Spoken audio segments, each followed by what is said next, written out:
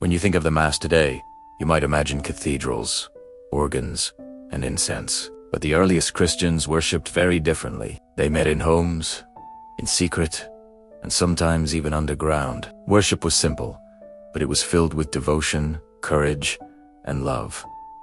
How did they gather? What did they pray? How did they celebrate the Eucharist? Today, we'll explore the first 300 years of Christian worship and discover how faith was lived under darkness and danger. Christianity began in the 1st century, during the Roman Empire. Christians were often persecuted for refusing to worship the emperor or Roman gods. Because of this, public worship was dangerous. Believers met in homes, in small groups, or in catacombs hidden places beneath the city. Even without grand buildings, the focus was always clear: prayer, scripture, and the Eucharist. The earliest Christians did not have churches. Most gatherings took place in private homes, often called house churches. In Rome, believers sometimes met in catacombs to escape persecution.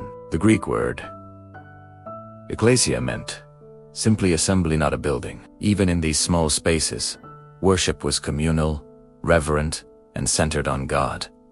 Worship was divided into 2 main parts: the liturgy of the Word, reading scripture, especially letters of the apostles, singing psalms and hymns, short homilies or exhortations by a bishop or elder. The liturgy of the Eucharist, bread and wine were consecrated and shared. This act proclaimed Christ's presence and was central to their faith. Early documents, like the Didache and Justin Martyr's writings, describe prayers and gestures that are strikingly similar to what we see in Mass today. Even in homes, devotion was deep and structured. Prayer was simple but heartfelt. Psalms, the Lord's Prayer, and intercessions for the community were common. Baptism was usually performed at night, by immersion, symbolizing death and resurrection with Christ.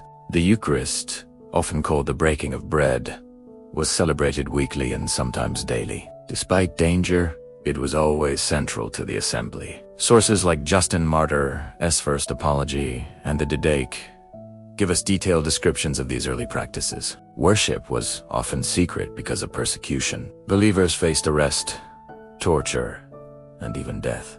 Yet their devotion never wavered, singing psalms in homes, sharing the Eucharist with reverence, baptizing new converts discreetly. Faith was measured by fidelity, not comfort. Modern Catholics often take public Mass in church buildings for granted. The early church reminds us that true worship is not about grandeur, but about faithfulness, reverence, and love. No matter the setting, prayer and the Eucharist were sacred, central, and transformative. The earliest Christians worshipped in darkness, under threat, yet their hearts burned with love for God. Their courage and devotion built the foundation for everything we experience in the church today. As Jesus said, "Where 2 or 3 are gathered in my name, there I am among them."